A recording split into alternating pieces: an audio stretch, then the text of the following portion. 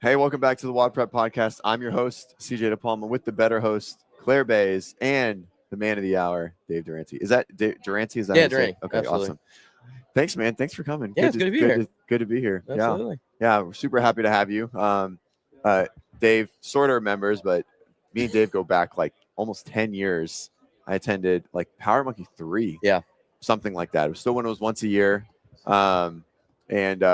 Yeah, I was there selling Compex, which was crazy. Different lifetime. Yeah, literally a completely different lifetime. Yeah, it's been fun to watch everything, and I'm really excited to chat with you today. I'm glad Ben bugged you about it and got you on. So you're wearing a Giants hat. Yes, I am. Yep. What time do they play today? 12 o'clock, as soon as thing's over. Yeah. Right at noon. We're not going any longer. Yeah, not a minute over. He's got football to watch. That's right. Who do they play today? The dreaded Eagles. Oh, the Eagles. That's so right. 2 Eagles games in 3 weeks. Not easy to do, but we got them the first one, so we'll see if we can get them again. Yeah, for sure. I mean, I think you guys are hotter than them right now. I think there's a chance. I definitely think you cover. At least that's what my betting app. That's what my betting app says. 7.5. So my betting app says we cover. My fiance is an Eagles fan, so I feel like in this moment, due to loyalty, I have to say I wish you not so well today. Oh my goodness! But yeah, anyway. I appreciate loyalty for sure, but as of right now, just being a Giants fan has been dreadful for the past decade plus. So anything that's exciting, like what Scadaboo and Dart are bringing to the equation, Abdul Carter, our defense, just excited to watch a game. Yeah. Like even if we lose, the way we lost last week was terrible, but at least it's exciting. It was you exciting. Go in being like, okay, lose in the first quarter. Right. So. Yeah. What do you think about Daniel Jones and the Colts? All right. I am a Daniel Jones fan, to be honest with you. I think Daniel Jones just put in a terrible situation. System, yeah. It has to be system-based at this point, He was just not set up to succeed. Yeah. Our offensive line was terrible for the years he was there. They were just destroyed. He is an athlete, man. The dude can play the game, and now he's in a system that's kind of accentuating those strengths. So I wish him all the best. I'd love seeing the Colts do well with him, and I'm just a fan of anybody that wore the big blue. So good luck, Daniel Jones. See him in the Super Bowl. Want to kick his ass, but it's a long ways away from that. Yeah, for sure, a long way away. Cool. Well, let's talk about you and Power Monkey. I keep talking about Giants if you want. Yeah, I know. We definitely talk about football. We got options, sure. whatever. We got options, definitely. So for those that don't, I think a lot of people know what Power Monkey is. But as it's a cool camp that a lot of people rave about, but like definitionally, like what is it? How did it start? So Power Monkey Camp is a portion of what we do. And in fact, that started a couple of years after we kind of got things going. We started out, it was actually a mom and pop existing shop that was making rigs and stuff based out of Florida back in the day. And me and my partner Shane bought the company from Power Monkey kind of a year or two into our existence. Yeah. Where was that? They were in St. Pete. They were based in St. Pete. We had a Power Monkey. That's right. I did have a Power Monkey rig, like one of the first gyms that I went to. Yeah. In like 2014 in Miami. Yep. Well, that's so crazy. Yep. They were making rigs. They used to do some other things on the side, and rigs was just kind of part of the business as kind of CrossFit expanding. And we brought to them our ring thing, which is our ring training device. Mm-hmm. That was the first product that we started to sell. They started making it for us, and we started becoming partners with them. We bought into the company, and then we bought them out around 2015-ish. And the camp was something that kind of grew from what we were initially doing as a way to try to bring people together. Mm-hmm. And the facility that we use is a kids gymnastics camp in the summer called Flip Fest, and it's owned by two Olympic buddies of mine, John Roethlisberger and John McCready.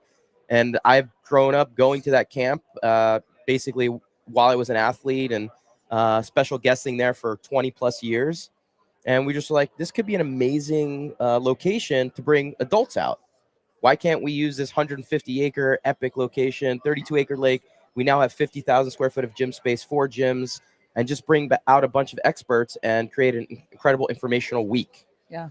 And, I pitched the idea to Dave Newman, RX Mark here, who's here, and he brought some athletes, Scott Panche, who I can see out in front of me, and some other athletes that were big names back in the day who had no idea who we were. We were just kind of an upstart little company, and we just thought it could be a great opportunity. Chad Vaughn, who's the other half of our Power Monkey logo, wherever it is, that squat handstand logo that we got. And we just pitched it to anybody that might want to come and hang out with us in the middle of the woods of Tennessee. And that first camp that we did, I finished, and we only had 30 participants. And we're like, is this thing going to grow into anything? and 30 coaches and 30 participants. And I was Oh, like, yeah. yeah. we lost Great ratio. We lost a Great. shit ton of money. Yeah. But we're getting everybody High on the touch bus points. to go. High touch Exactly. points, People baby. didn't want to tell anybody about it. They Like, I got got you. one-on-one for sure. attention the entire Yeah. week. Like, I'm not telling anybody about this thing. But everybody's getting on the bus to go home, and everyone was crying. I was like, after a week of hanging out together and having meals and staying in cabins and working out together, over the course of a week, people got to know each other on such a deep level. Yep. That it went beyond just a weekend seminar, going to do an open workout together. And we found that while education was our primary concern, that life experience ended up being why people return. And now we're going to our 13th year. We do 2 a year. Our 25th camp is this April, and it's turned into a life-changing event for me personally. I have 2 little daughters, and I have Power Monkey Camp as my 3rd child. And I'm just amazed to see what it's turned into. And I just want more people to experience it. So hopefully we continue to make it grow. And so, how often is camp? Twice a year, one in the fall, one in the spring. Is there a goal to like get a third? No, but we made one little change to it this year. For the first time, one of the concerns we get, especially from, people who attend these types of things, coaches and owners that are normally, diehards about being in their gyms. Like, it's hard for me to take a full week off, even though we're accredited with CrossFit and ASM and AFA, 32 credits if you're an L3, it's a place where Good to know. it's a place where Good to know. Yes. you as a coach can come to become a better coach. We Yep. consider ourselves coaches of coaches. And what we decided to do is create an opportunity for those that aren't able to take off an entire week. And so our next fall camp, which will be the end of September, we're doing a long weekend camp for the first time. So it's come on a Thursday, leave on a Sunday. And it's basically essentially all the same content. We take out some of the extracurriculars and focus completely on the content and education. And it's hopefully going to entice some of those people that have always shied away from not being able to take a full week to come and hang out in Tennessee. Okay. Cool. So if this version goes well, then you will repeat that, and that will just become what Power Monkey No, Camp we'll is, probably end up or- doing 1-on-1 because the full week you can't replicate that. Yeah. No, Like like- what you get out of a full week is something that I think is missing from like weekend seminars. The bonds that you create they're Yep. organic, they're authentic, they're real. Yep. And I think in a shortened timeline, you kind of miss out on some of those things. Mhm. You'll get the education, but we don't want to miss out on what comes beyond that. Yep. And so we'll keep that full week long in place, and we'll add that second one as a long weekend camp as a secondary option. Gotcha. Yeah. Adults staying in cabins, like sharing the room, is like such an interesting thing, but it's just like it takes all of us back to whatever getaway camp that we all did at some point in our younger lives, and it's That's so much the hope. fun. That's the Yeah, hope. it's so much fun. It's supposed to be just a fun experience. Like the training is great, education is great, but it's the in between time that I think separates it. So Yeah, we have things 100%. like campfire stories at night, where you can go hang and listen to some incredible stories from people within the community, just telling their tales. Sometimes it's a camper, sometimes it's a coach or a lecturer, and just like telling about their incredible life experience. We have these in between times where you can work with a expert coach one-on-one and get individual attention beyond what they're teaching you in their sessions. We have contrast therapy. We have a sauna. We have cold plunge, ice barrels a partner, and we have tons of cold plunges. We have the lake. We have a ropes course out in the woods. We have 5-mile running trails. We have a beach volleyball court. We have like a ton of things that you can just be a kid. Yeah. And actually, the location itself is now the Women's National Training Center for USA Gymnastics. So last camp, just a few weeks ago, we finished on a Saturday. The next day, USA Gymnastics brought in their world team to get ready to go to Jakarta, which finished today. Mhm. Oh wow. So the facility is top of the line in terms of what we have available, but Yep. it really is a place where you can learn from the best, but be a kid again. So I know it sounds like sales pitchy, but it's my favorite 2 weeks out of the year. Yeah. It's where I get to hang out and be with my best friends. Mhm. And I want other people to experience that. So I want more people to be able to come hang out with us. How many coaches are there now? We on have average? between 35 and 40 coaches every camp. Okay. It's wide ranging in terms of expertise, gymnastics, weightlifting, kettlebell training, endurance and running. We do jump rope. We do a session on rowing. And then That's where I learned how to teach rowing was at There you Power go. Monkey Camp, There you and go. I've held to that no matter how much shit information has come out online. It was, I don't know, the South African girl, Rika. That's So- so taught it, yeah. Rika. So amazing. Rika Geiser, she's an Olympian. Yep. She was part of University of Washington's all-century team in the NCAA. Yeah, she's like one of the All-century most team. successful rowers ever. And she's Yep. a 2-time individual games competitor, CrossFit Games competitor. Yep. So she's an incredible coach, incredible athlete, and all of our athletes and coaches that come and be with us are vetted accordingly. What we like to do in terms of consideration why we think our coaching staff is unique is all of our staff were former elite athletes at the highest level, Olympians, world championship team members, NCAA champions, that transition to being elite coaches. Yeah. And I know it's very obvious that being an elite athlete does not mean that you become an elite coach. In fact, in most cases, that's not the case. Yeah. But our coaches have spent the time to understand what it means to be an athlete at that level and have worked tirelessly to be able to convey what they went through as an athlete to someone who's now going through it. So we think our coaches have an eye and a viewpoint that are really unique. And the other thing that's really unique is that we've been working together for over a decade. So all of our specialties have learned from each other. So I'm a better gymnastics coach because of having worked with our weightlifting coaches and with our endurance coaches. And we've implemented tools and tips from those individual specialties to make each of our silos a little bit better. So it's not standalone. You're not going to go to the handstand station and then go to the rowing station and then be completely separate experiences. There is a through line to everything that we teach. So the way that we put our material together over the decade plus enhances each of the experiences, and you will hear common themes throughout, which I think is a pretty unique way to be teaching. Yeah, I love it. So the chat, so this is live, right? So we're live on YouTube. The chat is asking if you guys would share how much the camp costs, or the short weekend versus the long week. So all included, which means that basically we have everybody fly into BNA, to Nashville Airport. We have a shuttle that will take people from the airport to camp. It's $25.99 for the entire week. We do first 20 people to sign up for camp get a little discount, which we've already surpassed for our next camp. So it is full price for spring, but that includes training for an entire week, food for the entire week, and lodging. So I have to mention our food, Rosie Joe Meals, Katie and her team. The food is, people come back just for the food. People will stay in their cabins and just wait for meal times and not come to anything fitness related. Really? The food is phenomenal. And she is incredible, and her team are amazing about being able to make sure that everybody's dietary needs and restrictions are accounted for. So our food is top of the line. Like, it's very, very good. So that's hilarious. The long weekend camp is $400 cheaper, and that's we just announced that a couple of weeks ago. So that's going to be $21.99 for the full price. We do have that on discount right now for the first 20 people sign up. It's $19.99 right now. Okay, cool. And which asking, you can say no if we stay on this podcast for about an hour. If we had like a code WODprep, would you give anyone that signed up while we're live on the podcast a discount to the coming up camp? Even though anyone in the next year. If someone signs up during it, I will absolutely give an additional discount for cool. Absolutely. Happy to do it. Let me work to get that pin. So how much is, what do we, I'll give, it's even bigger than this. I'll give $300 off the full length camp. Okay, any camp. All right, so we'll give $300 off if anybody signs off. And signs up, just send me the code that you're creating for the group, and I'll just use WODprep. That's perfect. And then we'll make sure that anybody that uses that code gets the discount. Cool. Super cool. WODprep code before 12 Central, because that's when we're going to hop off in 45 minutes. Sounds good. Cool. It's worth it, people. Yeah. Sign up. Guaranteed best week of your year if you come out for it. In fact, we have a money-back guarantee. If you come to the first market, we'll give you your money back. It's crazy. 100%. Yeah. Will you continue? I'm going to get this set up. Yeah, totally. Yeah. Questions. Well, okay. So the growth of, so you 30 to 40, and then you we have 30 to 40 each camp. Yeah. We have a bigger roster that we rotate coaches out. Yeah. So each camp we have about 30 to 40 experts in a variety of different fields. And so that's cool, because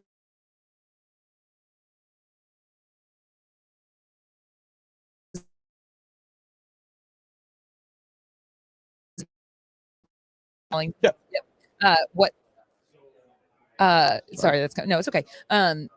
What does it look like today? So you started with 30 people, but you're not there anymore. How many people come out to this thing? We cap it at 100 participants. Okay. And we end up having about 150 to 170 people total. Normally we feel really good around 80 to 100, but we normally try to cap it at 100 participants. That is still such high touch point. If you do the ratio yet again of coach to athlete or coach to camp or whatever, that's still so much. Oh yeah. Yeah. And there's so much time. Like I said, like the in-between time is where the magic really happens. Like you're going to get a great, like everyone is broken into groups. The groups are about 10 to 12, 13 people per group, and they rotate 2-hour stations within 10 stations that we have mapped out throughout the entire week. Then there are lectures every night around nutrition, programming, mental training, sleep optimization for athletes, breath work. We have a lineup of experts that we rotate through on the lecture series as well. Every morning we have Go Ruck as a sponsor, so we do a ruck in the mornings with Margo Alvarez is one of our coaches. We do paddle boarding in the morning, and we also do a morning stretch. Wednesdays, we take a field trip over to CrossFit Mayhem. We have a great relationship with them. They're 30 minutes down the road, and we do a workout in Groning's, awesome. 26,000 red, white, and blue American awesomeness that is Mayhem. Yep. And we just offer quite a few things. So the amount of touch points that you can have outside of the scheduled stations is where I think the real magic happens. During meal times, when you're having a meal with the coach that you look up to and have idolized for the past 10 years. And so there's so many opportunities for you to be able to ask questions and to go beyond just listening to someone give their speech or their lecture. Yep. That you end up learning so much more than if you're just going to a weekend seminar kind of thing. Yeah. Yeah. Well, I mean, the communal aspect, like you think, like the camp thing that you said, like we did not evolve to live in isolation like we do today. You know what I mean? Yeah. And so like you're giving people an opportunity to experience something that humans have a tendency to thrive in. Yeah. And maybe they're a little bit uncomfortable at first if that's not something they're used to, or, Without I would a doubt. imagine people who come for the first time are maybe a little nervous about the idea, but like willing to lean into that anyway, and then walk away and like, whoa. Yeah, without a doubt. You're exactly right. Selfishly, I do it because, I live in an area now. My wife's from Oregon. We moved there I'm originally from the East Coast. And I live in an area where I don't have a great community. I have my wife's family and my kids, and I love that. And we have a great little base there. But my friends and the people I went to college with and I grew up with, I don't have that community. Yeah. And so camp is where I get to see my best friends. Yep. And so I selfishly, I want them to come back all the time because my chance to be able to feel like I can maintain those deep connections. Relationships, yeah. And we are in the middle of nowhere. Yeah. Like we have a 150 plus acre campus, very remote out in the woods of Tennessee, which forces us. There's not great cell reception. We do have Wi-Fi and we have some Starlinks and stuff like that for people that need to work. Great. But we want people to take their phones and be like, just be present. Yeah. Like we don't have that many opportunities today to be able to actually talk to someone face to face. Yep. And so camp forces you to be a little bit out of your comfort zone, but it's a very special place. I will say one more thing about demographics. A lot of times people see our promo videos and be like, I see Fraser, Katrin, or these other people that have kind of come through camp over the years and be like, it's for the elite of the elite and it's not meant for me. They're guests. They're there participating and being in groups with everyone else. Camp has been built for the beginner and intermediate level athlete and coach. That's and important to know. Absolutely. It's meant for anyone that wants to learn, that is interested. And we will take everything from the absolute basic foundational level and build from there. Yep. In fact, we don't work as much with the high level athletes. Sometimes they'll come to us and ask advice about, efficiency and things like that. But our base is around trying to make sure that the foundations are best understood. We have people from 16 all the way up to mid 80s come out. We've had 40 countries represented over the years. We have returned campers over and over again. We have one camper who I absolutely adore. I like bringing her up because she's a bigger part of our team now, but she came to 17 camps. Oh, wow. And now she's a part of our staff. Karen Ward, I got to give a shout out to Karen, who's an affiliate owner in Atlanta. And she's fantastic. She's one of the most badass women I've ever met. And I love that she's a part of our team, but she's an example of someone that every time you come, you learn something more, and it also becomes part of your family. Mm-hmm. Yeah. It's funny because just listening to you talk about it, like the passion that you have behind it, you're clearly really into it, and that's a great way to feel about something that you started, 13 years ago? Is that what you said? We're starting 16, our 13th year. Okay. 2026 is the start. Yeah. That's cool. I think the one thing that I really enjoyed and like what you guys do, so you bring out the coaches and stuff, but I do like that, like these high level, like the celebrities or whatever, I don't know, whatever we call the people that have an Instagram following in our space. Like they just take the session with the athletes, and it's cool. They're just here, and they're like, Matt Frazier's just doing barbell drills that Chad is teaching, and it's just well, that's pretty neat. Yeah. That has been a nice addition for the participants to have an elite athlete in their group. That's just one of them, and they're just learning like everyone else. And so that's been a nice feature that we've been able to add in. It's not something we highly promote because we want it to just be, hey, everyone is equal here, no matter what your starting point is. For sure. But it is something that's been nice for the participants over the years. Yeah, it's so cool. And it's it humanizes them because while, some of them might have egos, a lot of them are just bros and chicks Oh, yeah. that just do CrossFit and that just Yeah. happen to be really good at it. And And some of make them some have money. become absolutely, and some of them become our family members too. Like I Right. mentioned, Margot. Margot came out as a guest athlete, and now she's absolutely part of our full-time staff. Like she is adored. I mean, I know she's adored in this community because Yeah, she's she's so wonderful. outgoing and She's like right so on the other side of kind. this wall. But she's an amazing coach. She connects so well. We have a party at the end of our camp week too. Like this big. My wife is a big part of our team and runs camp, and my wife likes to call it the camp dance. And it's always a themed. It's costume.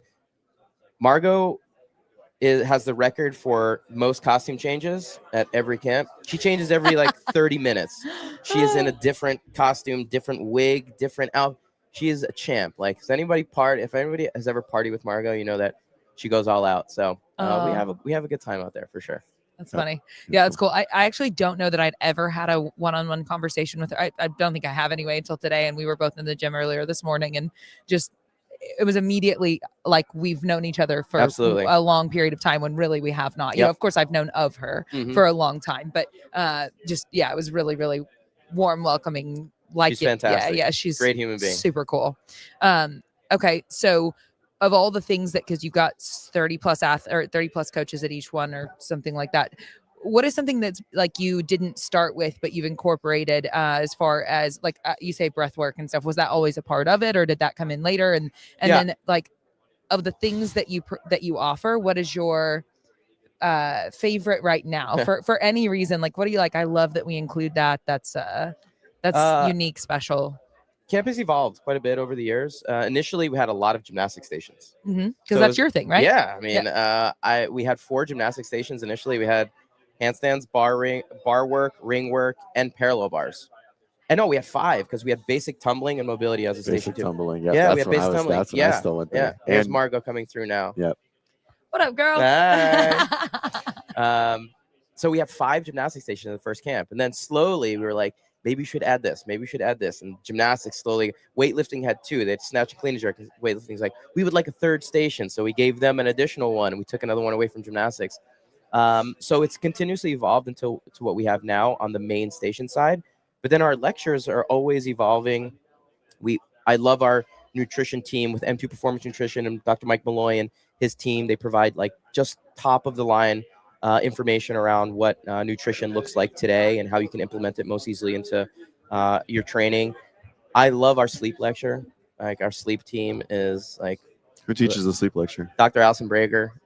Allison she's one of the most impressive humans I've ever met in my life. Allison was a collegiate athlete, part of the Army Warrior Fitness team. She is one of the foremost important sleep researchers in the world, and she's also on track to potentially be in the pipeline for to be an astronaut for NASA. Jeez. Sick. She is fucking awesome. Excuse me, my language. She's just Quite badass. And her and a former camper as well, Dr. Chen Du, who's also a sleep specialist, handle one of our most popular lectures around sleep optimization for athlete-specific needs. So that's been one that we've implemented over the last 3-4 years that we really enjoy. But there's a ton. Dr. Dawn Fletcher with. We know Dawn really. WODprep knows Dawn really well. Yeah, Dawn is incredible, and Dawn does a lot of our mental prep work when she's able to come out and. She's not skiing or hiking. Oh, she's incredible. She's another one. I mean, like we could just go into the bios of each of our coaches. I know. When we start camp, we have all of our coaches and staff line up around the floor, and they kind of engulf our campers now because the team's getting so big. But I make them stick to like 3 bio points, and it's so unfair to them. It's like you could spend the whole morning just going over their bios, both from an athlete side and what they're doing in their careers. And it's like, no, you have to stick to 3. Pick 3 things. That's all you're allowed to talk about. It's like the Oscars. You start playing the music. The hook is coming out early, but each of them in their own right is just incredible. So I'm just very proud of the fact that they want to hang out with us. But the sleep one is one that's been a big hit. But we're constantly adding. We've done adaptive seminars. Alex Zirkenbach, who's running around here, and some of our adaptive team have done some amazing things in that space. And so we're always trying to add things that we think the community might find to be interesting. Yeah.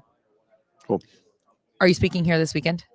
I am. Okay, cool. Yeah, I am. I did a lecture yesterday. That was a movement-based one, and I did it around spotting. The importance of getting hands-on with, as a coach, as an owner, because I believe that it's a missing link that we use endlessly in the gymnastics world, that if you can become a good spotter, then I think you'll become the most highly sought after coach in your gym. Oh, for sure. Especially when it comes to gymnastics-based movement, because people will trust you to keep them safe on movements that scare the crap out of them. Mm-hmm. So spotting proficiently and confidently, I think, is a missed tool that we teach. We have a whole curriculum around.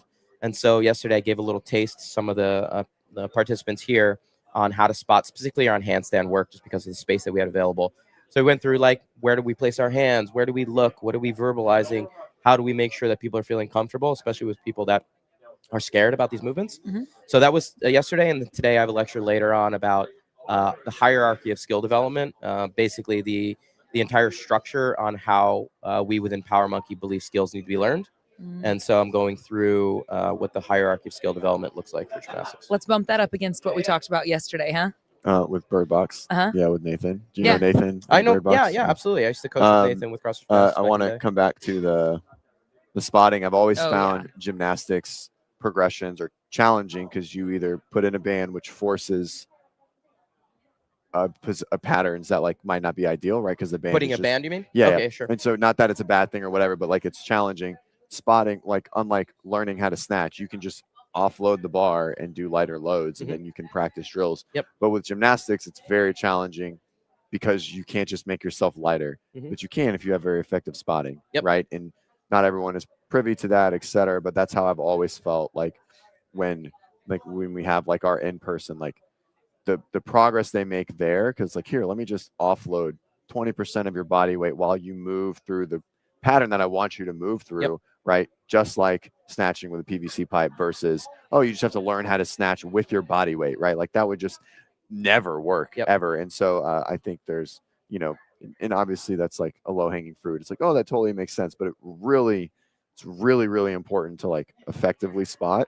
And gymnastics skill development is really hard because of that specificity. Like it's like, if you're just bigger and you're not really strong, like you can't really learn a lot of the skills. Like you're just going to be stuck in the mud no matter what till you build that strength. But people still want to do some stuff beforehand, so spotting is nice. Yeah, just a couple of points there. One, just I want to mention something about bands since you brought them up. And I think it's an important thing to note.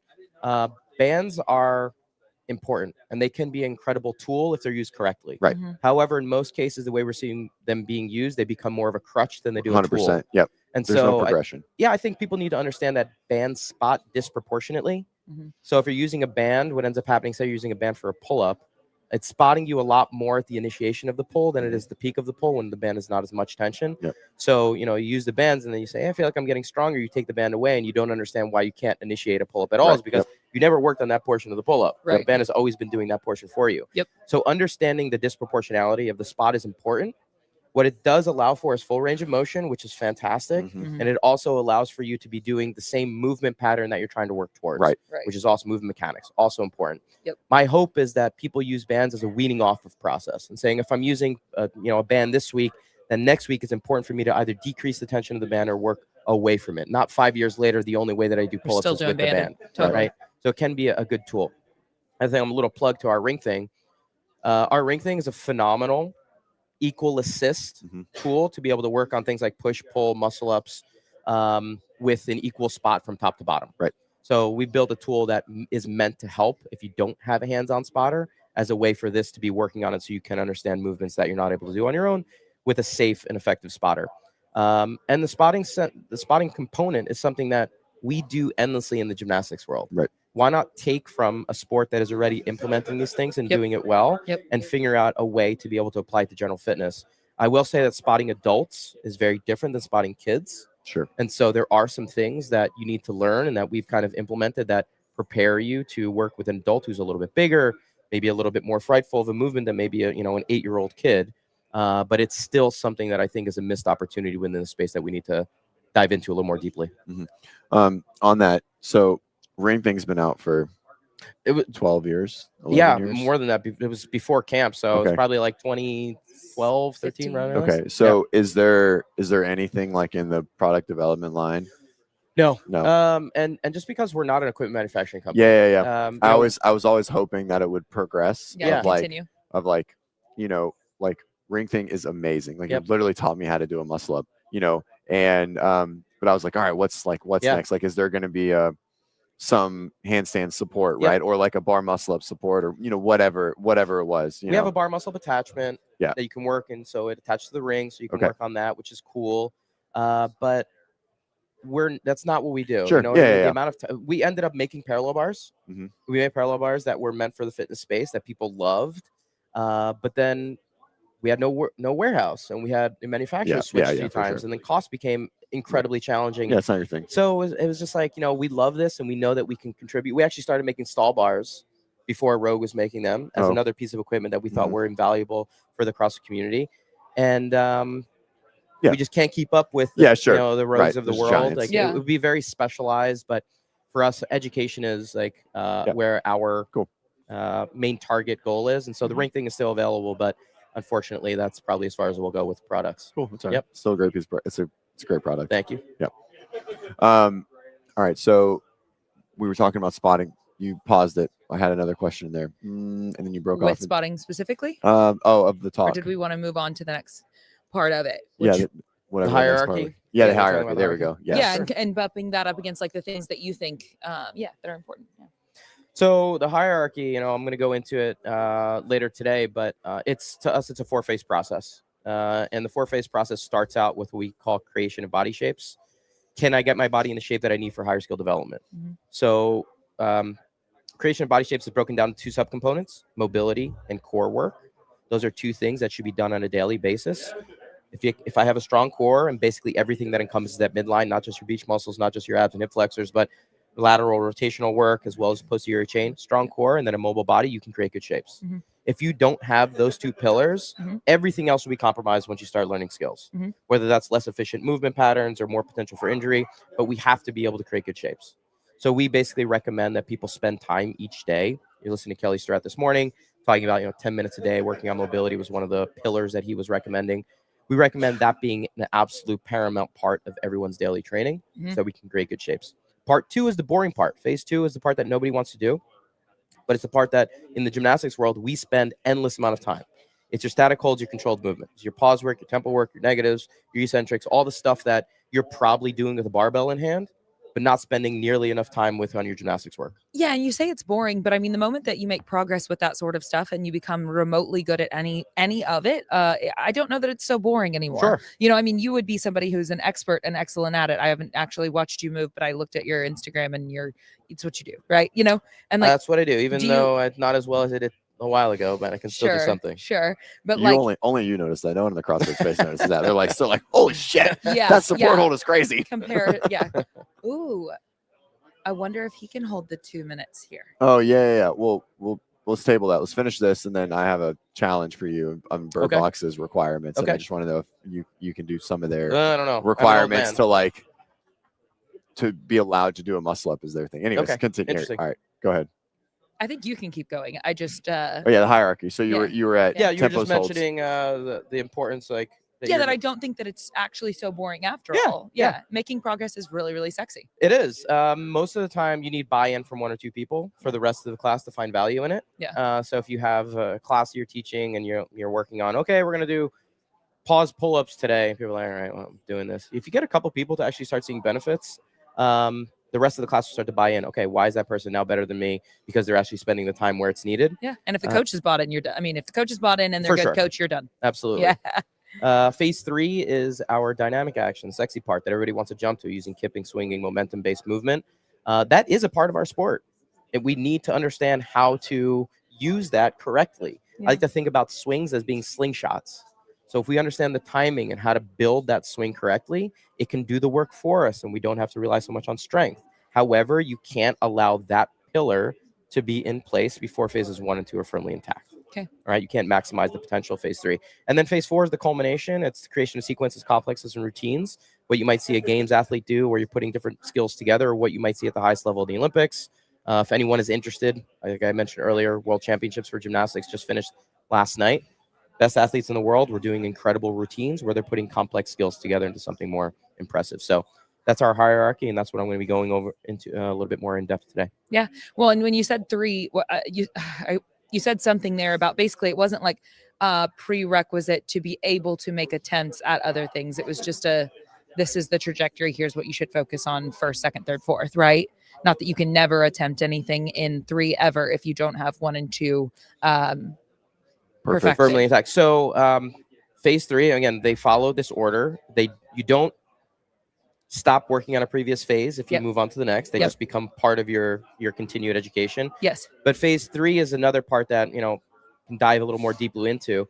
What we normally even hear, which I appreciate, but needs a little bit more explanation, is people, they harp on the idea of saying, you need strength before you can move into kipping. Cool. However, where most people miss out, is there's a middle piece in there, is that swing mechanics need to be perfected before you start implementing the next piece of a push or pull to it. So we end up saying is like, okay, if you can do a strict dip or strict pull, you're now ready for a kipping pull up, a bar muscle up, whatever it might be. No. You still need to understand how to perform a proper swing before you can maximize the potential of it. So that's a missing piece that most people don't understand the mechanics of, don't know how to teach, don't know how to coach before they actually start saying, can I now actually apply what I know from phase 2 into my phase 3? Yeah. Yeah. Cool. You want to? Yeah. So we interviewed Bird Box yesterday, or Nathan, and super smart guy. Yeah. Nathan's brilliant. Very intelligent. Yep. And so they have these, like very much this hierarchy design of like rules, static before dynamic, right? And like that's their thing. And so like for their muscle up, they have basically the thing is like 1 rep of a perfect pull up or 1 rep of a perfect muscle up before you can do a kip. And so part of their perfect muscle up is, or before they can go through the concentric eccentric patterns of it, is to 2-minute holds in positions. And I was like, okay, 2-minute support hold, challenging, 2-minute dead hang in good hollow, challenging, not that hard. But they have a 2-minute at, they call it the T-Rex arm. So it's like, ring to sternum or whatever everyone else would call it. But it required a 2-minute hold there. And I was like, I don't think anyone, maybe besides like, which I gave him the example, Sean Bellis, like, which is, always does like his like 5-minute muscle up. Yeah, Sean's a beast. Yeah, freak. Yeah. And never trained. Specifically on his pull work. Right. Sean's pull is one of the best I used to coach with Sean. Sean was actually a Power Monkey coach at our first camp. Yep. So I was at Seoul when he was doing that. Yeah. So Sean, I love Sean. Great been trying to get him back at the camp for a while, but yes, he's probably the athlete. He's an anomaly, right? And Colin Garrity, who's another one of our Power Monkey coaches, you probably met one of our coaches. Both of them have unique pulling strength. Yeah, I kept in contact with Duke over the years, and Duke's I'll never forget. Everyone was like, "Here, Duke demos like." This is not a strict chest to ring, right? Yeah. He does this, and Duke just goes, "This is it," and levers himself like straight down, and is like, "That's a chest ring." I'm like, "This is a balls to ring," but I was like, "That was a great demo." Can I just mention that really quickly? Yeah. What I think is really, so he's mentioning Duke Van Fleet. Duke was NCAA champion at Penn State. He was a Cirque performer for 10+ years. Duke is a supreme athlete and a supreme coach. He's an owner of Rising Wave Athletics in El Segundo. Just one of my favorite people. I was talking to him yesterday about coming back next camp. Just amazing dude, amazing coach.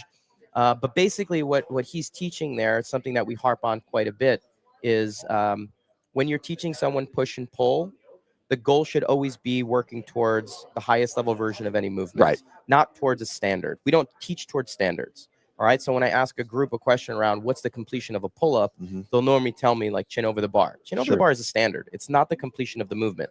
So we're always hoping that people will work towards is understanding that peak pulling and the depth of a push is what we want to be working towards. So it's not just chin over the bar. It's chest, it's sternum, it's belly button, it's beyond. So you can constantly be thinking about how to get your pull higher and your dip lower. Yep. So those things need to be considered when you're thinking about standards versus highest level version. Sure. That's like almost exactly what Nathan them say. They literally talked about standard is like the lowest requirement to like do the thing. And if that's where you want to stop, that's fine, but that's not the goal. That shouldn't be the goal, right? Yeah. The goal shouldn't be the minimum. Right? Same idea.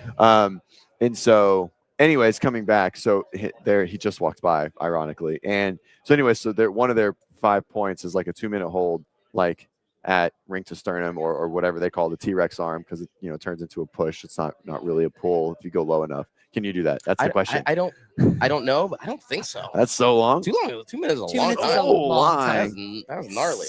Such a long time.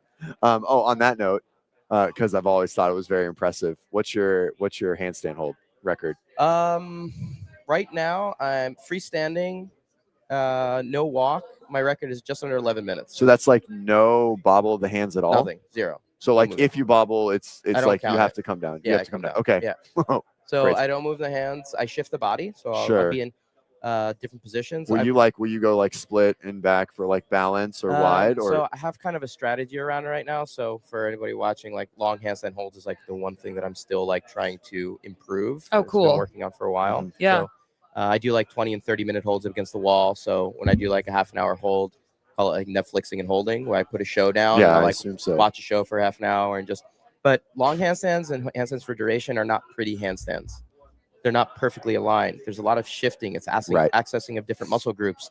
And so you have to understand how to be able to access ranges of motion, which is what we talked about from before in terms of creating our shapes, Mhm. so that you can turn off certain muscle groups that are normally very turned on with your Mhm. handstands Mhm. and access different things. So most people think Shift the energy around anterior your body. delta is the primary muscle mover in a handstand, and it is, but it shouldn't be the only muscle. Mhm. So right now I'm just thinking about different ways to be able to engage through fingers. What I kind of like play piano against the ground when I'm doing a handstand. So Mhm. I'll push into just my pinky, then I'll just Sure. push into one finger at a time so that I'm only engaging certain muscles at a particular moment. But yeah, just under 11 minutes is my my PR, but keep pushing and trying That's to get. been a progression because Oh my God, over a decade. Yeah, well, I Over a decade. remember it was 7 when I took it. It was Oh, okay. 7, Yeah. and I was like, I would just have assumed you were just like trying to get to. I wouldn't have ever guessed my question would be like, yeah, I'm trying. I'm at 11. Yeah, And I'm keep working pushing. on still progressing. Yeah, Yeah. and then It's a lifelong goal here, but it's been over a decade of me trying to push through these things, and I think it's a good learning experience for others too, to understand like new movements are not measured in days or weeks or open workouts with someone screaming in your face. These are lifelong pursuits, and Yep. you have to Mhm. appreciate the process. Yep. And sometimes there are months, years, and sometimes even decades of process. So appreciating the small incremental gains is absolutely paramount. So a question on that. So like Netflix and handstand. How do you manage? How do you manage like the blood circulation? Like what do you have like a breathing? You have to have a breathing strategy in some capacity, or you're just so adapted to it that like No. you just don't feel like the same that most people feel when they go upside down. Yeah, breathing is a skill. Yeah, sure. Breathing is a skill. Like anyone needs to be thinking about it. Like when do you inhale, when you exhale, when you're doing a lift. Breathing and an inversion is a skill that you need to be working on. It's funny. Years ago, I was at Reebok CrossFit event. It was at the Brooklyn Navy Yard, Naval Brooklyn in Brooklyn, the Naval Yards there, and they were doing a Guinness World Record event around the world, breaking the most Guinness records in one day. Oh, And wow. so we had a bunch of games athletes, and I was there as well. And my task was to try to beat the world record for most freestanding strict handstand push-ups in a minute. Mhm. And they had told me that the record was 21. I was like, maybe I can beat that. And I ended up doing 24. And I was like, hey, I'm going to get a Guinness record. And then they made a mistake, and they were like, no, it's actually 28, not 21. And I was like, Oh, no. pissed off. I was like, are you kidding me? So That's worse. So I was furious. But I was like, I wonder if they'll let me do just a freestanding handstand hold and see if I can beat whatever that record is.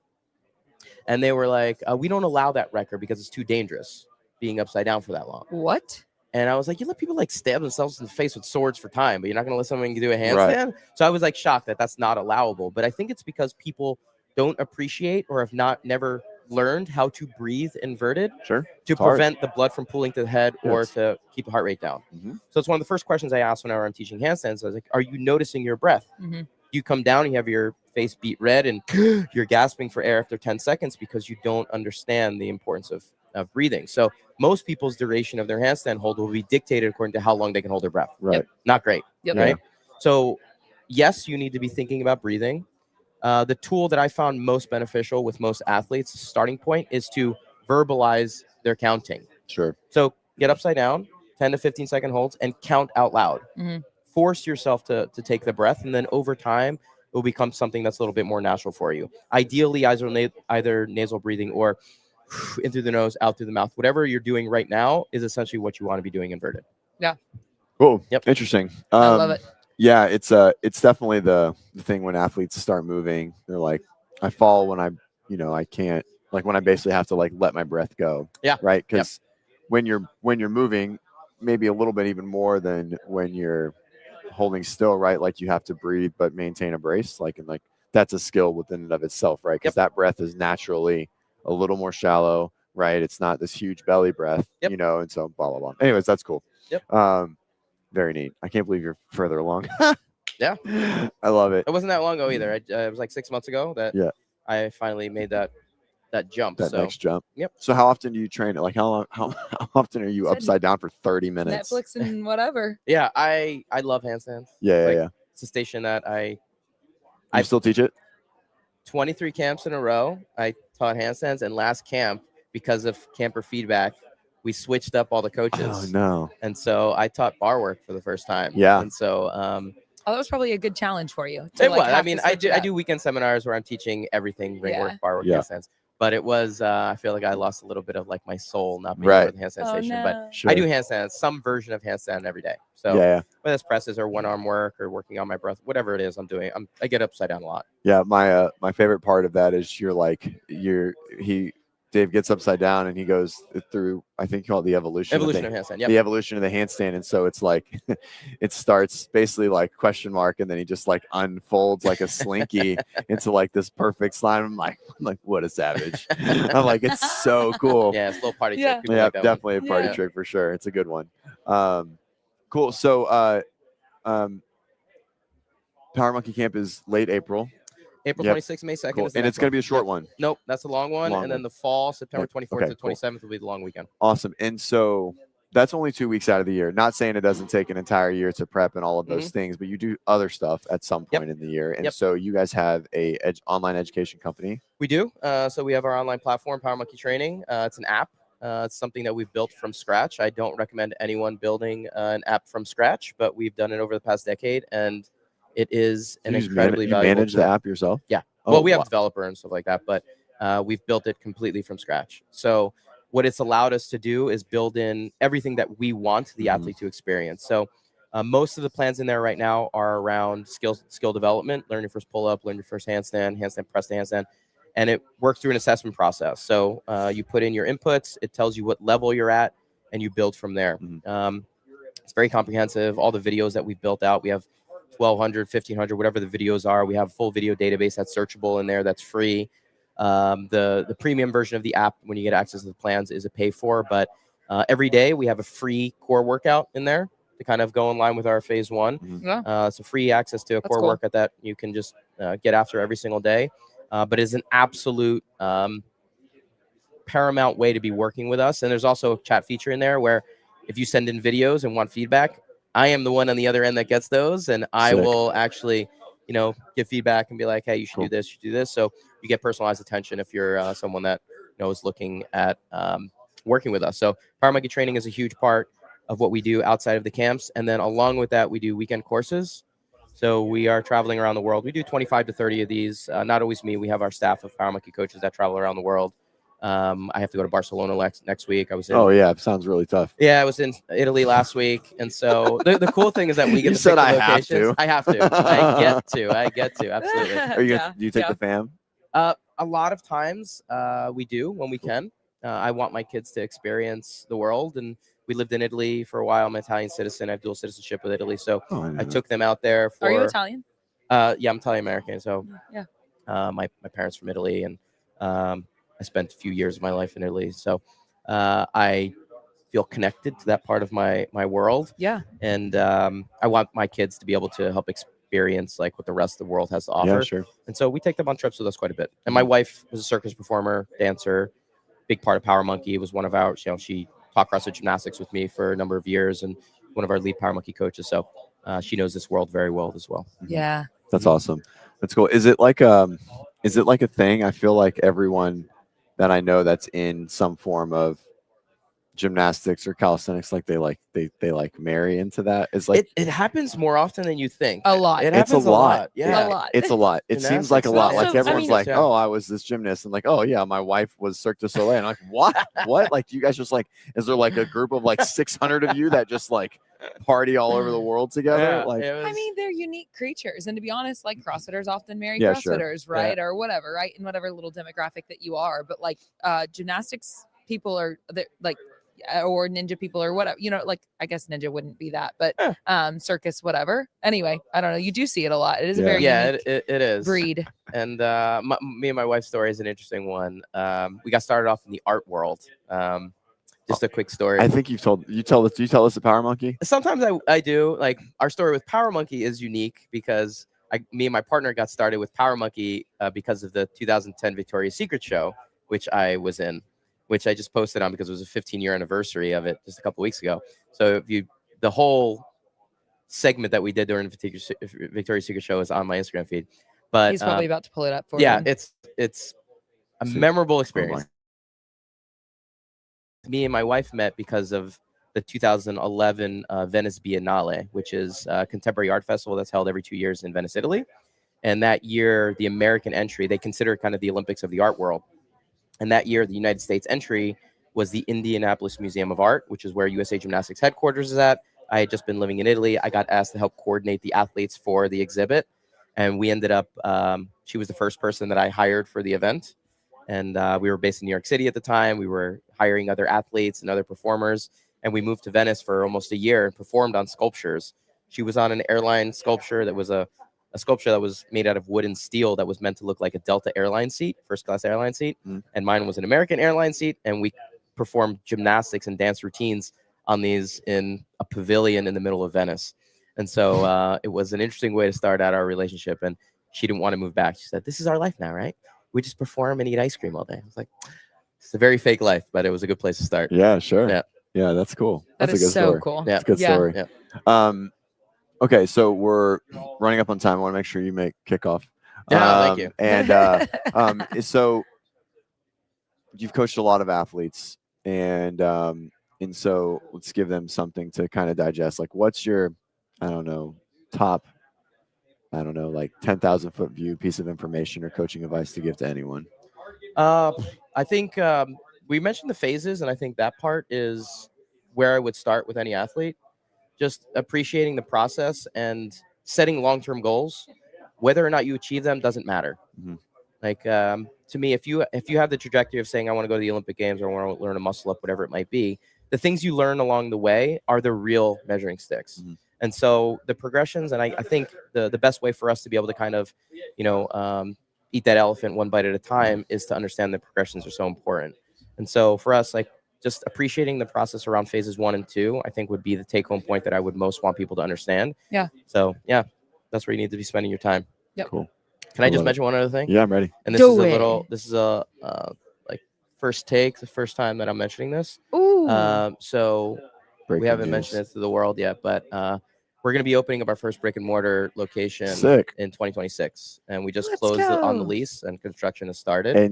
And so, what is this brick-and-mortar going to do? Is it going to be like a calisthenics? It's going to be gym? a Power Monkey. It's Power Monkey's method. Okay. Essentially, it's going to be a lot of personal training and a lot of learned skill development type stuff, but it's going to be working on some calisthenics stuff, but it's a combination of all the things we've learned over the years, barbell work included. Anything that's going to be high skill is going to be very much in a curated, learned type of environment.